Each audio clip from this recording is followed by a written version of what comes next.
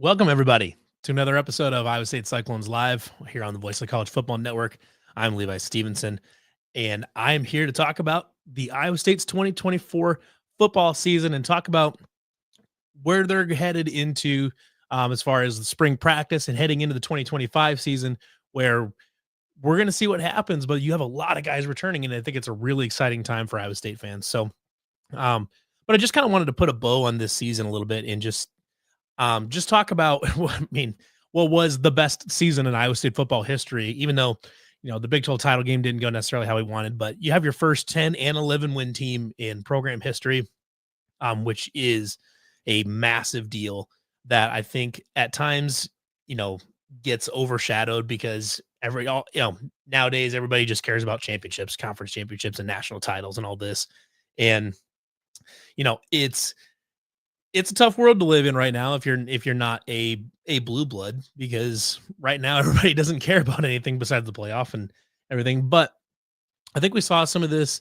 Yeah, Brian says we still don't have 10 wins in the season. Campbell is washed.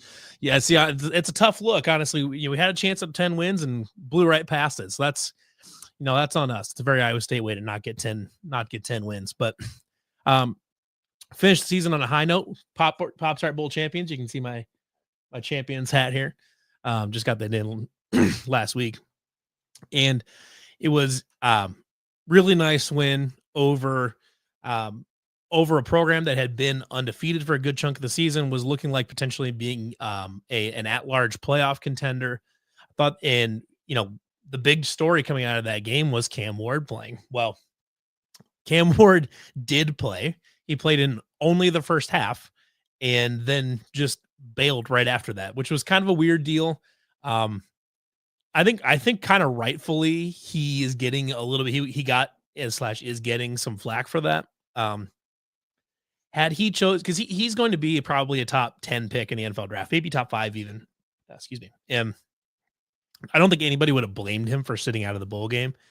But when you go into the game and you say, I'm going to play, people expect you to play the game. Well, we found out why Cam Ward was playing the game. And that is because he wanted to set the all-time career passing touchdown record, which hats off to him. That's a big record with a big number next to it. So hats off to him for doing that. He's obviously had a spectacular college career. Granted, he's done it. He had more seasons to do it than the guys that set that record in the first place. But so it's good on him, but it was a 4-point game at halftime and you just leave. You just go to the sideline, take your helmet off and make it clear that you are not interested in playing the rest of that game, which, this isn't going to be a show about Cam Ward, but I thought it was an interesting decision because, as the second half went on and, Miami was running the ball to start with, but then Iowa State took a lead and obviously took a lead, and then Miami started having to throw the ball with their backup quarterback to try to get back into that game and try to win that game. And he was very clearly not prepared to do that. He was not competent enough at throwing the football to do that. I would think that as soon as, and then you had crunch time there at the end of the fourth quarter, and it's like, okay, Miami needs to go down the field and score right now if they want to stay in this game or if they want to win the game. And the sideline kept looking to Cam Ward. He's like, you think he's going to come in? You think he's going to come in? You think he's going to come in? And he never did. He left his team out to dry, basically, with a quarterback that was clearly floundering. So I thought it was a strange decision by Cam Ward. If he had just sat out the whole game, I don't think anybody's talking about any of this. If he sat out the whole game, I think Iowa State probably wins by a couple touchdowns. But he played, got his personal individual record, and then bailed, which I think if I were an NFL executive, I think I would probably make a note of that anyways. I'm sure he got a substantial amount of NIL money to just play the first half and then nothing else. I'm sure he got a pretty good check for that. But just he was eligible for the game. He was available to go in at the end of the second half, and he chose not to win the football game. And I think that's something says something about his character anyways. And I also think it seems to reflect the character of the rest of the Miami program that was that was fighting with themselves they were fighting each other on the sideline and stuff like that. So um, overall, though, a nice win for Iowa State over a team that was going to be a matchup problem because of just how good that offense was, and they did a nice job. They stayed together, did not turn the ball over one time, which after the last half of the season where it just seems like they couldn't stop turning it over, that was a breath of fresh air to watch them play that entire game. And not only not turn the ball over, but really show no signs really of slowing down on offense. I mean, Miami's defense was bad going into the game. We knew that. But Iowa State's played bad defenses before. Texas Tech has a terrible, terrible defense, but they didn't do as much against Texas Tech as you were kind of hoping they would. Against Miami, they moved the ball with ease. They had Miami. They had them on their heel all game with misdirection. It was a great win. In a really fun bowl game that had lots of eyes on it. The Pop Tarts Bowl for Iowa State fans was an unmitigated 100% slam dunk success, and can't be anything less than that. And going into next season, does it help their preseason AP ranking? Maybe. I don't know. It kind of depends on how dumb the poll voters are. The AP prides itself on being a prestigious organization that delivers good opinions and things like that. But the AP poll is at this point a little bit of a punchline in college football now, and especially the preseason poll, which frankly I don't think should exist at all. And it certainly should not affect any rankings after the first week. Essentially, it shouldn't affect anything going forward. But it does. And that's partially because the AP needs to protect their own reputation. They can't watch all the games. They don't care to watch all the games. So ideally, going into next season, you're hoping that those AP voters just look at the old box score from Pop Tart Bowl and say, "Oh, Iowa State beat a 10-win Miami team. Good for them." Then they bump them up a couple spots. And starting at 15 next season is a lot better than starting at 20. 10 starting at 10, which they're not gonna, but start at 10 is a lot better than 15. Once you're in the rankings, it's harder to fall out it's harder to fall out of the rankings than it is by losing or by winning close games than it is to get into the rankings by winning games. Because the right ranked teams are expected to win games, and if they lose a game, it's because the other team's good. So it's one of those where we'll see how much it helps them in the next season, but it definitely can't hurt.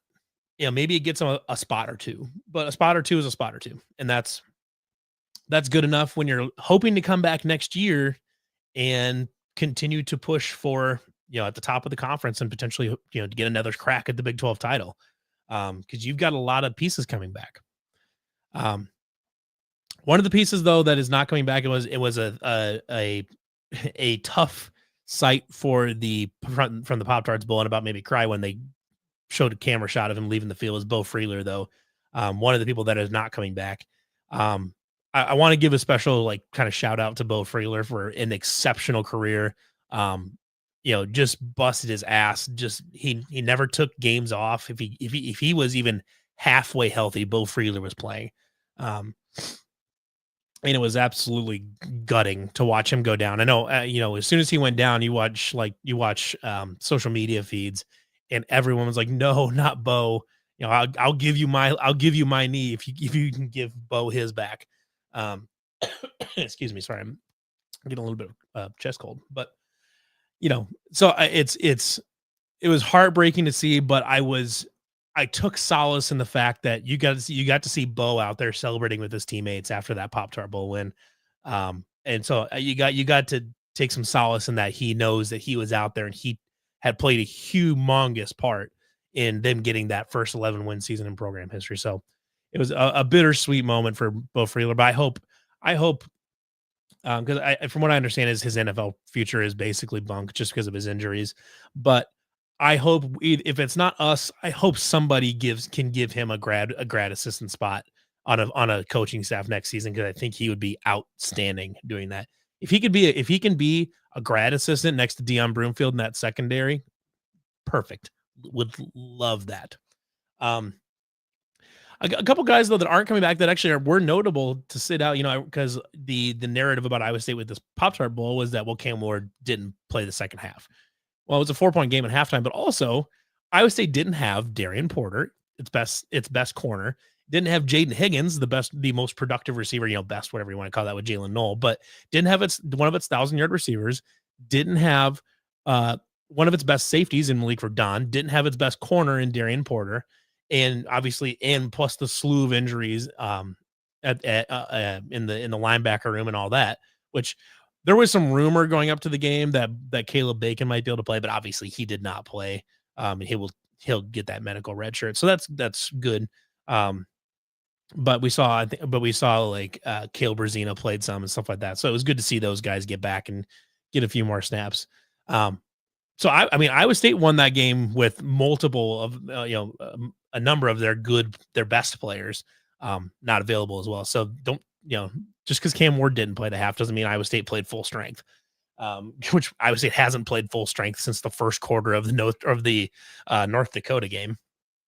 But going into next season, well, let's see, actually, I should let me pull up a little bit of a transfer portal update here, because I think there's been a couple changes since we last did a show, because I took a couple weeks off for the holidays and had some stuff going on. But let me pull up the transfer list, because one of the big ones that left that kind of caught a lot of people off guard was Tyler and Yedem. I don't think a lot of people saw him coming as far as a player leaving. Do I think that his departure changes the outlook of the defense next year? Not really. I don't really see that being a big deal, because he's always had the potential. His athleticism and his size and strength were always something that kind of jumped off the page, and it really it was something that you're like, wow, this guy could really be an elite pass rusher, and he just never really took off. He just could not. He was just not a productive defensive end, or not nearly what Iowa State needed him to, because after losing Will McDonald a couple of years ago, you're looking at Tyler and Yedem as like, okay, that's the guy. That's the guy that Iowa State's going to go after, and that's the guy that's going to replace Will McDonald's production, and it just hasn't worked out at all. So he ended up at Texas A&M, and I think, sorry, I'm trying to keep talking here while looking at the transfer portal, looking for Iowa State's transfer portal list. So I don't think he changes the outlook of the defense going forward very much. He went to Texas A&M, I'm assuming, to pursue some more NIL money. Good for him. If that's what he's going to do, I don't think he's necessarily a huge loss on defensive line, but Iowa State will need to replace him, obviously. The main one that I've seen going forward that Iowa State's looking at right now, they've gotten a couple different commitments recently. I believe Chase Soul and Xavier Townsend were already, and Cannon Butler and Trey Bell were already committed back to last time we talked. But we got Vontroy Malone. He came from Tulsa as an edge rusher. We'll see what he does there. Jacob Ellis left. Kennard Snyder left. Trevon Howard left. They've all committed elsewhere. One of the targets that I've seen them going after is a safety from BYU. Crew Wakely. I'm gonna say it's Wakely. Piece for that secondary. Getting another body back there doesn't hurt for sure. I didn't get to watch a ton of BYU, partially because I obviously didn't play BYU, so I didn't have a lot of reason to do a lot of film study on them, and for whatever reason just never got to tune into a lot of their games. But he was a starter on a very, very good BYU defense. So if the staff has identified him as a potential fit for there, he's got big time Power 5 defensive starting experience. I think that's a good fit for Iowa State. I think he can be successful there too. So we'll see. The transfer portal continues to be an interesting one, but Iowa State's got some nice pieces there. I really think that Chase Soul and Xavier Townsend can be a really nice 1-2 punch. But we also saw in the bowl game, we saw some really nice snaps out of Eli Green. We saw them out of Isaiah Alston. We saw some good plays out of them, which I think now you're looking as like, I'm curious to see what Isaiah Alston looks like next year. Then we had games this year where Dominic Overby Um, played really well. I believe it was the Utah game. He had a couple nice catches, and then Brett Eskildson had some nice plays um, down the stretch as well. So Iowa State will have options at receiver next year. Will they have 2,000-yard receivers again? Probably not. But there is talent on the roster for Rocco to throw to. Um, he will not be short of targets next season, especially you look at the tight end room. Ben Bramer did not play in the Pop Tarts Bowl, but we obviously know what Ben Bramer can do when he's healthy, if he can stay healthy. Um, but we saw Gabe Burkle have a really nice finish to that season. I was hesitant on Burkle for the first part of his career, but this season he's done a really nice job. And Burkle and Bramer as a 1-2 punch is really, really exciting going forward. Brian wants to know projected or hopeful starters at wide receiver. This is tough. I think this is tough. I think Isaiah Alston, I think, did a lot of good for him in this first round. In the Pop Tarts Bowl, as far as getting him in the mix to start next season. And another guy too that we didn't see at all this season, and we don't know exactly what he's going to do. He hasn't entered the portal yet, and maybe he's just not going to. But is Daniel Jackson? So he's a guy that maybe could be in the mix there. Depends on how ready he is to go. Basically hasn't played football for like 3 years. If you were just going to tell me like right now, put 3 receivers on the field, give me Soul, Townsend, and give me Soul and Townsend. I think give me Soul and Townsend as your 1 and 2, and then give me like Eli Green in the slot. I certainly think that Eskildson could be a slot guy.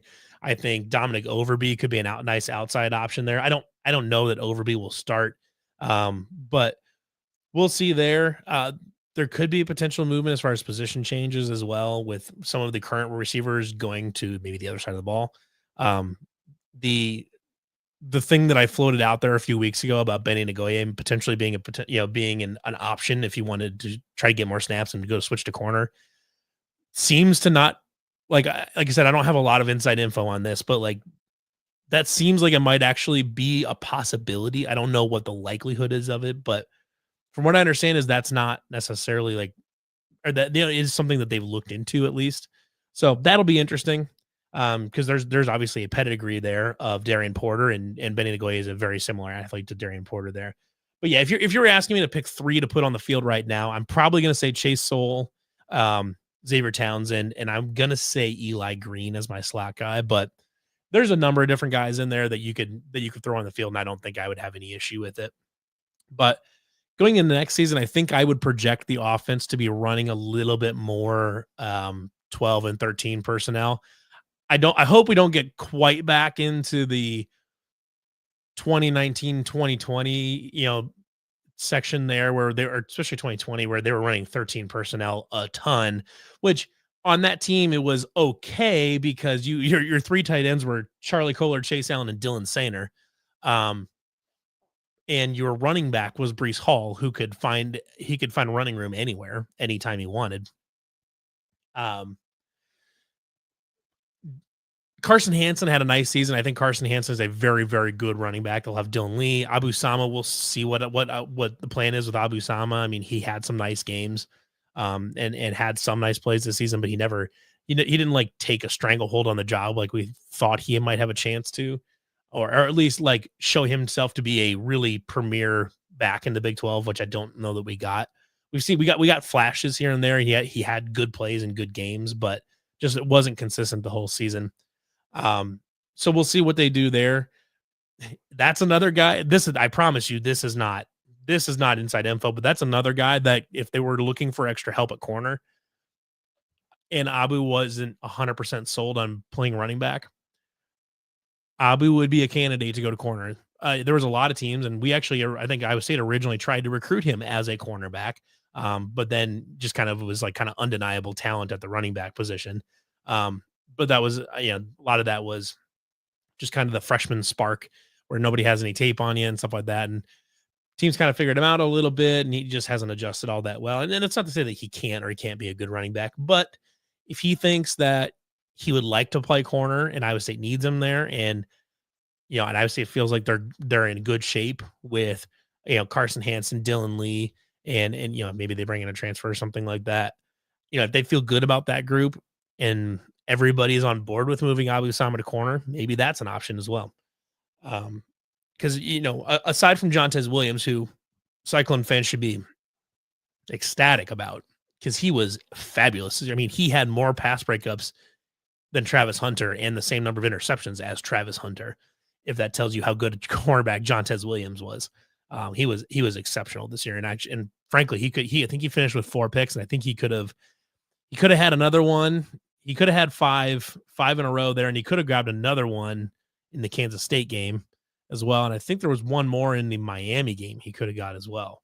So, he's a ball hawk. He creates turnovers. He does such a nice job. Safety was an interesting one that I'm not surprised they went after a transfer there, but I was very encouraged down the stretch with Tyshawn James, because I know after that Kansas game, we all looked at Tyshawn James and said, what the hell? What is this guy? Why is he on the field right now? Because he could not have looked more lost than in that Kansas game than he did. And it hurt Iowa State quite a bit because Kansas just picked on him. However, down the stretch and even in the Pop Tarts Bowl, he played really well. I don't know if people realize how well Tyshawn James played down the stretch. But he forced a fumble against Kansas State. He did get burnt in the Big 12 championship game, but it wasn't really his fault. Someone on the backside blew blew their assignment. And then in the Miami game, he forced another turnover there with a peanut punch. So we have another secondary player that loves to do the peanut punch. So that's good news. I think he's got a chance to take a really nice step up this offseason and be a really nice safety next to Jeremiah Cooper. And I would assume Jamison Patton, which I would think, though, if you're starting those three, Jamison Patton, Jeremiah Cooper, Tyshawn James, I think you're very comfortable with that starting 3 in the back end there. Defensive line, the biggest win in the defensive line was getting Dominic Orange back. You do lose J.R. Singleton. Zamir Hawk played a bunch of snaps this season. That seems like a guy that can really take a step forward this offseason and really cement himself as a running mate with Dominic Orange. But getting Dominic Orange back was huge because the defense did not get enough pressure on the quarterback this season, period. They just didn't get the job done. I do think that they were intending over this past offseason, like when we heard that they wanted to do more of the 4 down stuff. I think a lot of that plan kind of got blown up when Caleb Bacon got hurt, because I think the plan was for him to basically be the 4th and to be the stand-up edge rusher. And when he went down, that's just kind of blew that whole plan up, I think. I still think that plan can absolutely be plan A going into next season, because you're going to need some help on the edge for sure. And he was so good 2 seasons ago. Caleb Bacon was as an edge rusher at that spot. So you have Dominique Orange there. Maybe you get like a Samuel Samer and a Kenny Eziogu. You need to get a couple guys to step up at that edge position. Maybe maybe the transfer from UNI, maybe he can step up and just be a nice Zach Peterson type, where he just he does some nice run fits and maybe gets the quarterback once in a while, but really just does a nice job of maintaining his gap assignments. So you go. I think if you can go to that 4 down set and use Caleb Bacon as an edge rusher, maybe use Bo Goodwin as an edge rusher. A lot of those linebackers in that room can be very effective pass rushers if they use them as stand-up rushers. So I think that's something they will explore, because they really, really need to get more pressure on the quarterback this coming season. And if they can do that, the defense can return to being a top 10 unit in the country if they really wanted to. I think the talent's there. The linebacker room is going to be super deep, partially because of all these injuries. Now you've got Caleb Brazina's got another year under his belt. Carson Willich, you'll get back. You finally got Will McLaughlin healthy. You'll have Caleb Bacon healthy. You'll have Cooper Ebel will have another year under his belt. You'll have tons of experience. Rylan Barnes will be back. you'll have tons and tons and tons of experience in that room, starting experience, not just getting garbage time snaps against an FCS school or a G5. This is starting games in the Big 12. You'll have 9 guys back, 10 guys back that have started games in the Big 12. That is experience and depth that you just can't, like, you can't use. You can actually say that now. You cannot buy that kind of depth at the linebacker spot, or really at any position on a team. And getting as far as that much starting experience in one room, it's pretty remarkable. It had, unfortunately, to get there, you had to have everybody and their grandma go down with injuries, but you survived. You weathered that storm pretty well and held together and got your record breaking season. Now you come back next year full strength, and really letting that middle of that defense be the strength of your, being the strength of that entire side of the ball. And I really like the potential for that group. So going into spring, for any of you guys that have followed us from Wide Right Natty Light, one of the series that we typically do after off seasons is we do a series called Step Into My Office, where we do an article about specific players that we know are coming back and say, like, okay, this is what you did, this is how you did, and this is what you need to work on for next season. I want to do that with a couple people. Specifically, I think the number one you want to look at is obviously Rocco Becht. Number one thing with Rocco is he needs to cut down on turnovers. As a freshman, true freshman, he did a really, really nice job taking care of the ball. Really nice job. As a sophomore, he got a little wild with it, especially basically UCF game on. He was kind of a turnover machine, UCF on, and specifically he throwing pick sixes. He was throwing bad interceptions that went back for scores and giving free touchdowns to the other team. That needs to go way down. And some of that's going to be scheme, and it's not asking him to make long throws to the wide side of the field where those are easy to jump and take back to the house.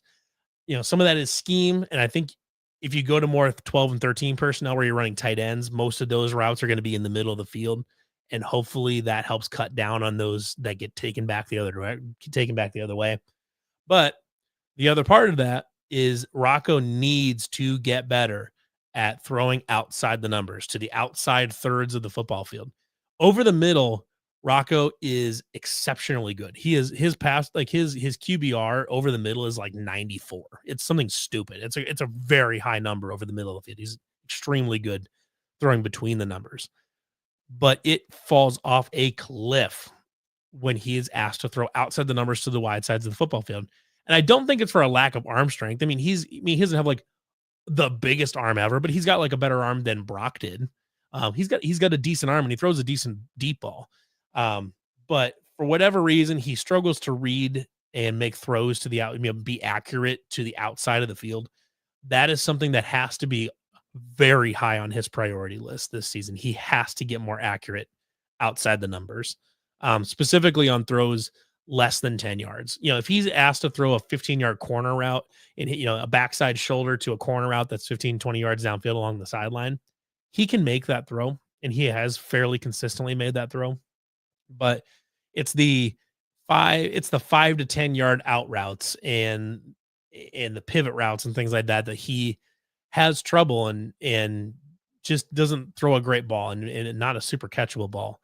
So that is something that if he can improve on those two things, that will go a tremendously long ways towards him really ascending towards, Rocco's the best quarterback in the Big 12 type of thing. He'll have stiff competition with Sam Levitt down in Arizona State and a few other guys too. But, Rocco can be in the conversation for the best quarterback in the conference and all that next year. And he's got to work on those couple of things there too. But another thing, it's not necessarily a work on thing, but Rocco needs to regain trust in his offensive line.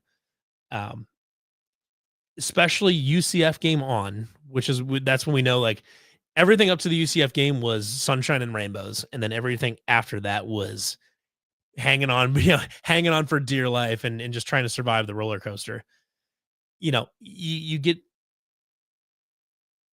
moving on past that, because I understand that there was times, especially the UCF game, where their defensive line caused a lot of problems for Rocco, and he had to scramble all the time. He basically won that game with his legs and just scrambling out of the pocket. And UCF wasn't ready for it. And Rocco did a nice job with that. Not only in that game, but for the rest of the season, he did a nice job of extending plays with his legs and really winning in the clutch by knowing when to tuck it down and when to scramble and making big time throws in the clutch. You know, he did such a good job there. And right now, if there's another quarterback in college football that you'd rather have in crunch time than Rocco Beck right now, I'm not sure who that is because he was nails down the stretch every single game. But he got very antsy in the pocket. His footwork would break down a little bit, and he got very quick to run out of the pocket and would occasionally miss guys downfield and stuff like that when he was getting too sped up and too out of control, and he was kind of getting spooked a little bit. So Rocco he'll have this entire offseason to do it, but he'll need to settle down and understand that his line is generally speaking a pretty good pass protection line. And he needs to get his feet set and deliver good balls rather than trying to take off and run after, 1 or 1.5 seconds when he's got more time to do that. So that's what I'm looking for there. Carson Hansen, I don't know if he's got necessarily a lot to work on per se. I mean, if there's one thing he needs to work on, is he needs to be a more consistent receiver out of the backfield. He can be a good receiver out of the backfield. He can do it, but there are times where he can drop easy balls. And I think that's the main thing I think he needs to work on. He does a really nice job of finding his running lane and just hitting it and getting downhill really fast. So I think he does a nice job with that already. And that type of thing is what I think Abu Sama really needs to work on. If he, assuming he remains at running back, that's what Abu needs to get better at, is finding his running lane and just getting upfield and going. Because when he can get running in a straight line, Abu Sama is a great running back, especially when he can get out in open field. He's a fantastic running back. Right now, he's not very good at finding his path and reading the gap assignments on the defensive line and the linebacker and seeing where he can shoot through and following his blocker and things like that. He's just not very good at right now. Sometimes he gets too overeager to bounce to the outside, and sometimes he just doesn't do it at all. He just runs right in the middle of the line and doesn't know when to go make a play somewhere. So, that's what Abu needs to work on, assuming he stays at running back.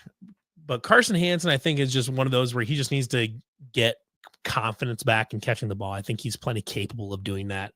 It's just not a thing that was super consistent at for a good portion of that season. The receivers, you have so many new faces coming back as far as who's going to be at the top end of that. I don't really have any particular notes there. One other guy I wanted to touch on, though, was Jeremiah Cooper.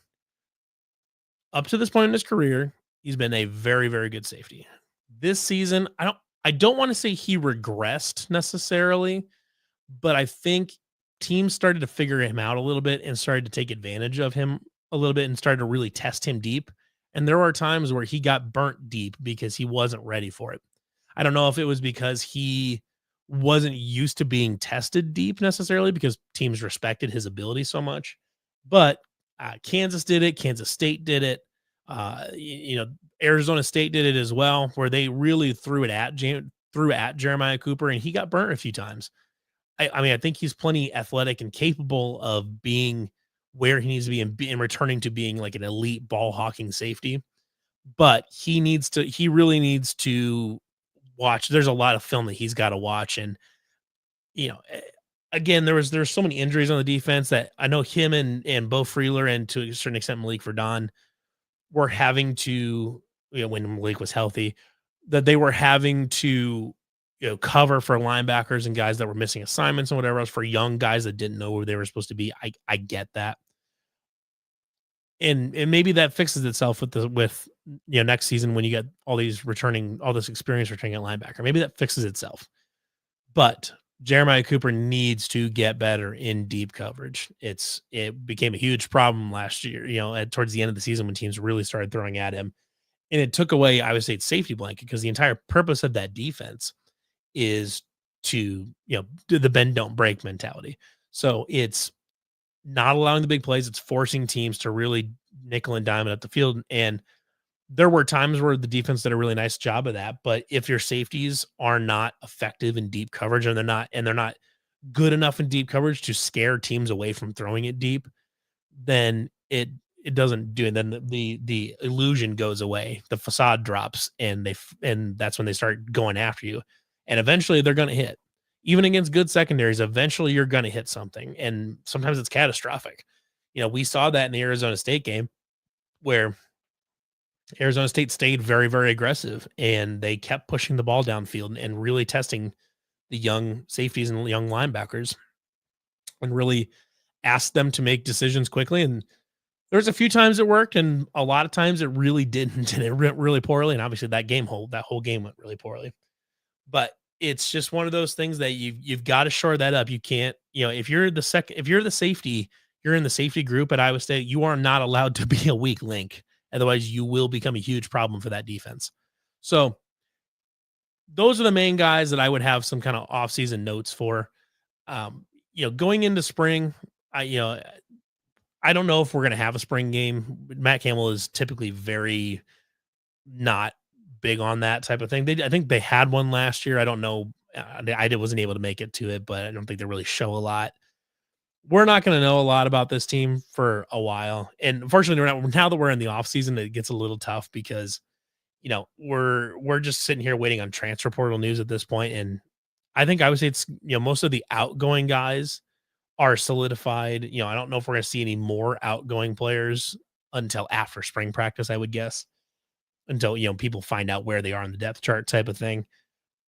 I don't expect any more movement there too much. I mean, maybe a couple more incoming guys because we've got a few more targets left on the board, but I don't expect too much roster overhaul. So now we're kind of just stuck here sitting, and now we're getting into the hypotheticals, and now we're going to start, we're getting into the analysis part of the offseason too, where we're trying to figure out what's this going to look like? What's this going to look like? And we're going to be doing that for the next 8 months while we wait for Iowa State fans to board the plane to Dublin before they take on Kansas State next year in Ireland, which will be a great time. And I will be there.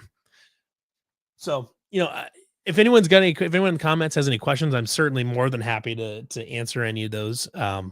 Except we're in the off season now. So this is a good time to ask questions. We don't have any games coming up to cover or anything like that. So more than happy to take questions as well.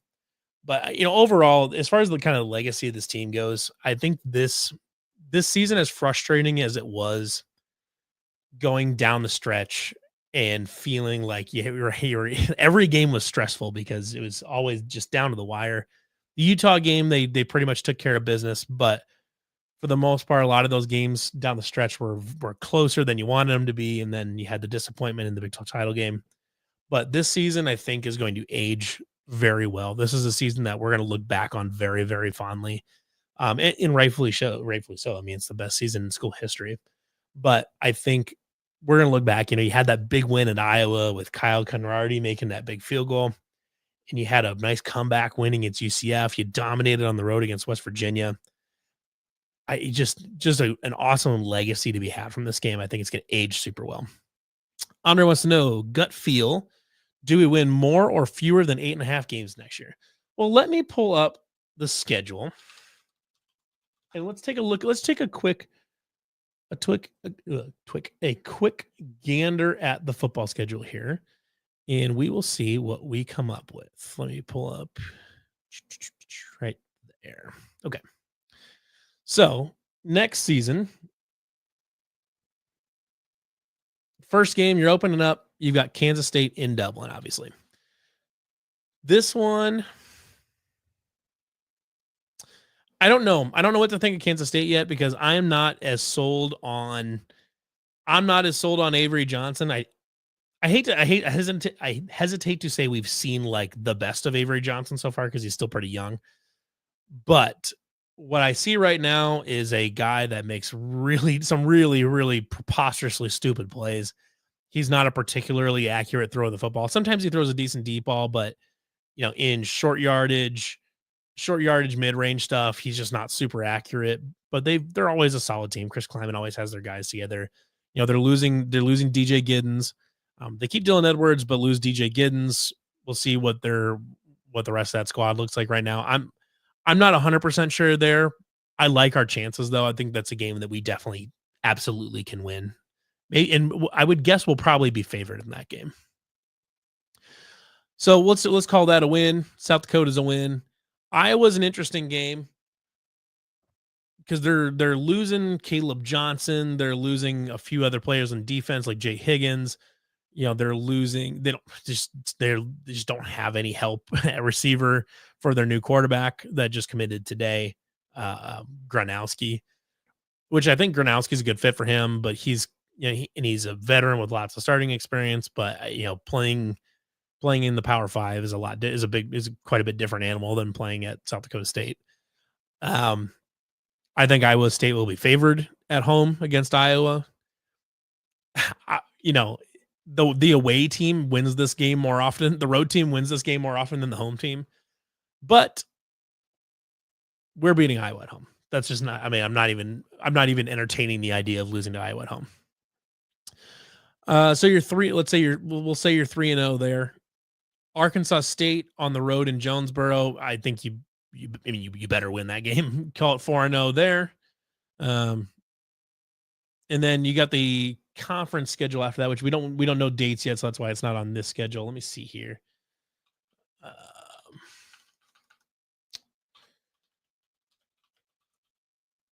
All right, Big 12 football opponents 25. That's what I want. Scheduling matrix. Okay. So we got the scheduling matrix here. Let me get down to it.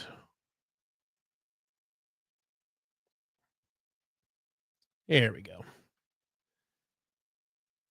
So next season, Iowa State has right there. Okay, so next season, we've got Colorado, TCU, Oklahoma State, Kansas State, and Cincinnati all at home. I believe that I'm pretty sure the top row is home. Let me check real quick. No, those are away. Okay, so we're on the road at Colorado, at TCU, at Oklahoma State, at Kansas State, at Cincinnati. And then you got Arizona, Arizona State, BYU, and KU at home. At Colorado, I don't know what to think of Colorado. I'm assuming they're going to be down next year. Who even knows what that team looks like next year? I mean, obviously they lose Shedeur Sanders, they lose Travis Hunter. Will Deion Sanders still be there? Because if Mike McCarthy gets hired away from the Cowboys to the Bears, then the Cowboys will have an opening, and I would be pretty shocked if they didn't at least interview Deion. So I'm going to say that one feels like a win there because I don't think anybody knows what Colorado's going to be next year. They're losing all their star players basically. TCU was decent this year. I'm not sure what their plan is going forward. They were just very mediocre this year. I think Iowa State will be favored in that one. Oklahoma State, I think they will be favored there. They're losing Ollie Gordon, which was their only good player on offense, and Brandon Presley, I believe, is gone. They've got guys there. Mike Gundy has a history of playing well, putting good teams together. But I think Iowa State will probably be favored in that. They would be favored in that game as of right now. And then Cincinnati's good. I think they'll be better next year. That's a game you could probably lose on the road. So if you go non-con 4-0, son of a bitch, I'm going to talk myself into like 10-2 again, aren't I? Okay, I'm going to say you go 4-0 in non-conference. I think let's say you win 3 of these. I think you win Colorado. I think you win Oklahoma State. I think you win Kansas State. I think you win Colorado and Oklahoma State, and you win one more of TCU, Kansas State, and Cincinnati. So that gets you so you're at 4-0, 1, 2, 3. So including the away games, you're at 7-3 there. Or not 7-3. Not because K-State's not non-conference. So we've already counted that one. So we've got 8 games there. So we're saying 2-2 of the remaining road games. Okay. So we're saying 6-2 after the away games. Arizona at home. Arizona's going to suck. That's 7. Arizona State is probably going to be pretty good. I know they're not going to have Cam Scattaboo, but they'll have Sam Levitt back. They got Jordan Tyson just announced he's returning today. I think ASU is something that we're going to want to be careful with. It's at home, so you feel good about that. BYU is going to be good, and Kansas, I don't know. We thought they were going to be good this year, but they were super old this year, so they're super veteran. That's why they kind of came back towards the end of the season. They're getting Jalen Daniels back, but but they're not getting like a lot of their receiving core back. I don't know. Let's say you win 3 of these 4. So you win 2 there, you go 5-4 in conference, and you go 1, 2, 3, 4, 5. So you go 6-3 in conference. Because if you lose 2 of those and 1 of those, so you go 6-3 in conference and 3-0 in non-con, that puts you at 9-3. And that is a number that I think 8.5 8.5 is a good number, honestly. 8.5 is a really good number. 9-3 feels like an achievable goal. There aren't any games on that schedule that you look at, they're like, shit. The hardest road game would have been Kansas State, but you're playing them at a neutral stadium and stuff like that. So that's not a big deal. Iowa's at home there, but as far as the Kansas, as far as like the conference schedule, you've got your best opponents at home. You've got Arizona State and BYU both at home. I think that shakes out very nicely there. I mean, even if you lose both games, lose both Arizona State and BYU games, you're still 2-2 at home in conference, and you've got another 3 there and then a couple more on the road. You're looking at like 7 or 8 wins. So you're like, I think you're 8-4, 7-5 to 9-3 seems, a pretty good range there. 7-5,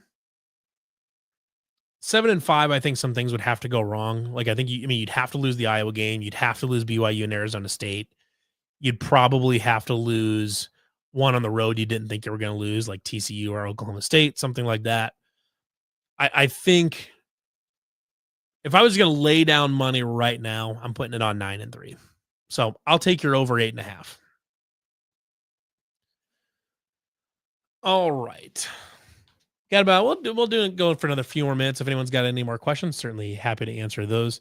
But like I said, I just wanted to get us into the offseason, transition us from the bowl game into what we can expect going forward. I think no matter what, Iowa State's in a very good position going forward.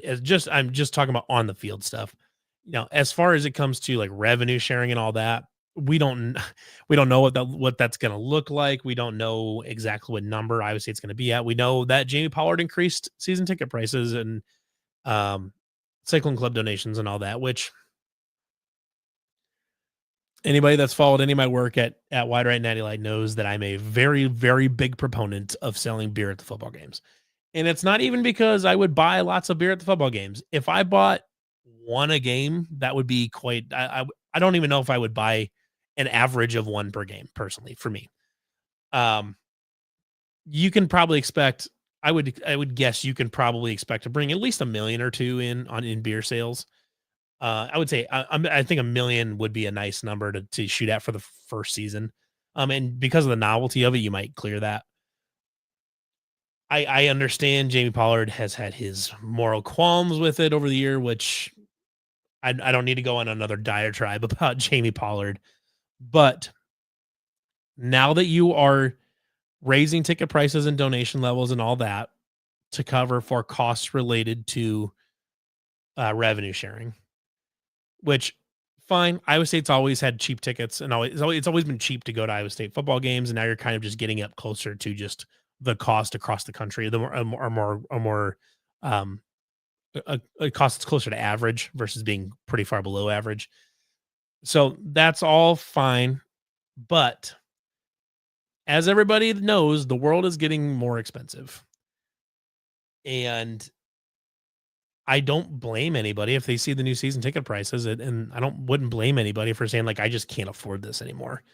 And dropping their season tickets and going to the mini game packages or something like that. I wouldn't blame anybody for that. And I would hate to see it, but that's just kind of how it is right now. But if you are Jamie Pollard and you're looking for a little bit more revenue and you want to help the fans out a little bit to make it feel a little bit more worth it to buy season tickets, selling beer in the stadium might go a long ways. You know, it might help a little bit. You get a little bit of extra revenue from the beer. You make the season tickets seem a little bit more worth it because you get a better game day experience out of it. Seems like a win-win to sell beer at the stadium. And we're one of the last Power Five schools to, we're one of the last remaining Power Five schools to not sell beer at the stadium, which is crazy. Um, and all you got to do, if the price to pay to get beer in the stadium is to not let people leave at halftime, good. That's fine. Take that out, take that privilege away. I don't know why people leave at halftime anyways. People leaving at halftime is some small time football shit. That is the stuff that fans do when you're cheering for a shitty football team and you don't care about getting back for the third quarter. I understand that people have been tailgating for 20 years and they tailgated through all the bad football and all that, and they just got used to leaving the games early because that's just what they did, and that's like a tradition for them. I get it. That's also some small time shit. So, that's I'm perfectly fine with not allowing people to leave the stadium during the game. And anybody that bitches about it, I have no sympathy for you. I don't care. I don't know. Could they sell beer in the stadium but not allow beer on the hillsides? I mean, I guess maybe, but I'm not sure how you'd police that. You'd have to like hire more security to work the hillsides to prevent beer from being on the hill.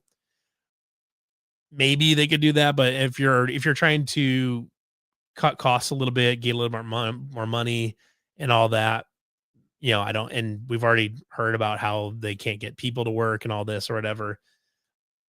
I don't know. Maybe that's an option. I mean, I'm sure the insurance company would like that better.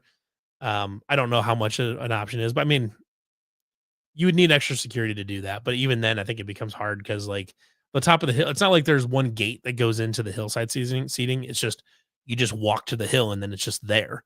So like I'm not sure how exactly you'd police that, but you could try. I guess you could give it the same effort that you give it to stopping beer going into the stadium, which is basically no effort at all. So it's do it. I don't know. I'm not sure exactly what it would take to get Jamie to finally bend on that one thing because I know he's always said like, no, not while I'm AD, not while I'm AD. Well, I don't understand that, but the world has changed. You need more money to pay for these athletes, and if you're I don't know, you just if Iowa State is not doing the full allotment of the full 22 million, which I would be, but they're not gonna do the full 22 million right away. If you're not making it there and you need every penny you can, just give the fans what they want. Just do it, please.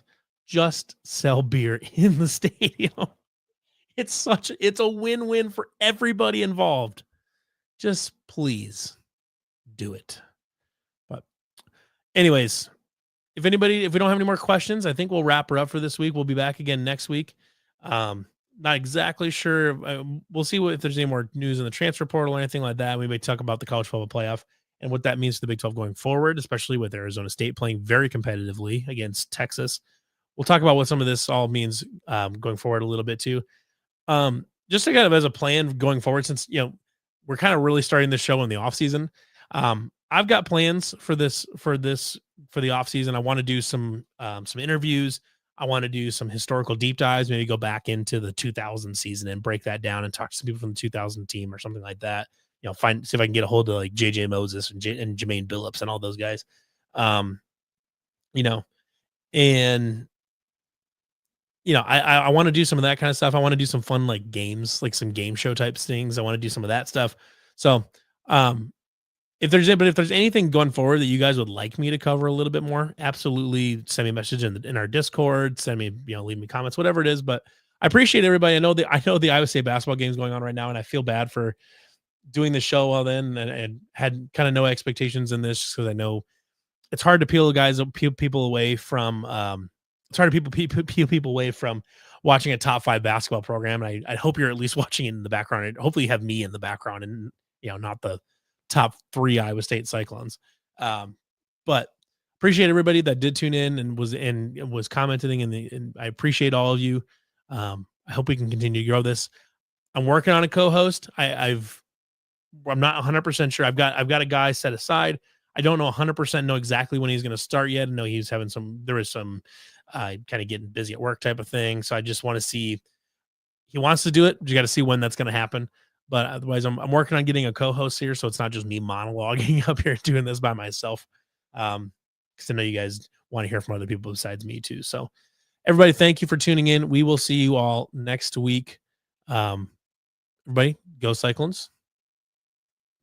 We'll see you next week.